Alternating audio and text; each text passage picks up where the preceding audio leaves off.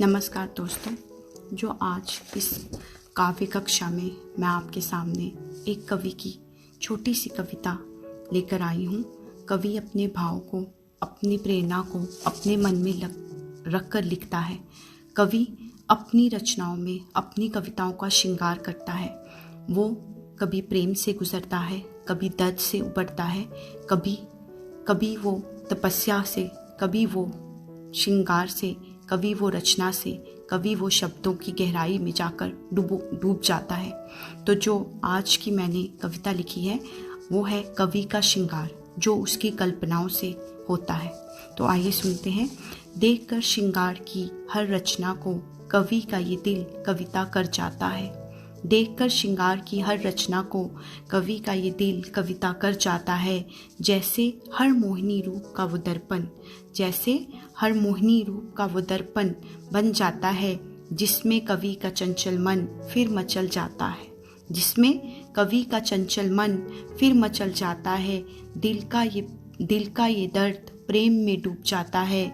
जैसे इन लहरों में अब कोई तूफान चला आता है, जैसे इन लहरों में अब कोई तूफान चला आता है।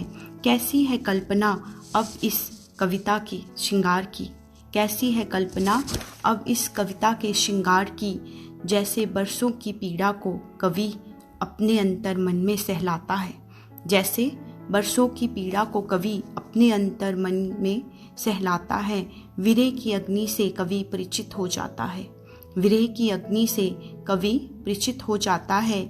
जैसे श्रृंगार से रची धरती को, जैसे श्रृंगार से रची धरती को इस काव्य रूप में खोज पाता है।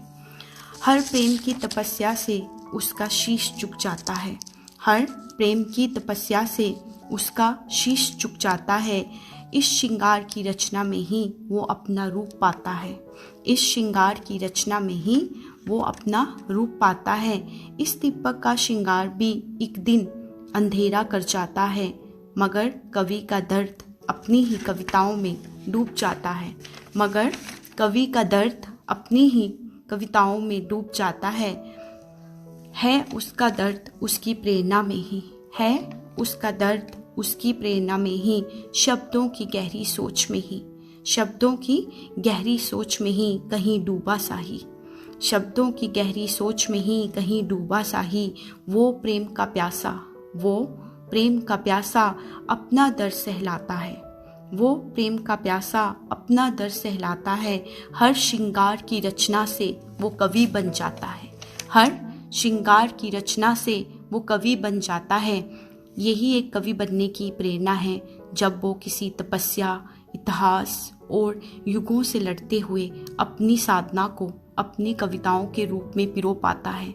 तो यही मैं आज की काव्य कक्षा में लाई हूँ कि कभी कभी सच्ची प्रेरणा को अपने ही शब्दों में पिरोकर वो अपनी कविता का रूप दे पाता है, और कभी किसी दूसरे का अंतर मन जानकर उसे अपनी सोच में वो अपनी कविताओं को खोज कर पाता है।